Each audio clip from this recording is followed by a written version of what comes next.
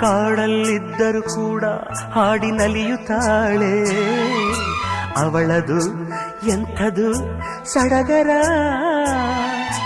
ಇಂಪಾಗಿ ಹಾಡ್ತಿ ಅಂತ ಹೇಳೋಕೆ ನಾ ಹೋದೆ.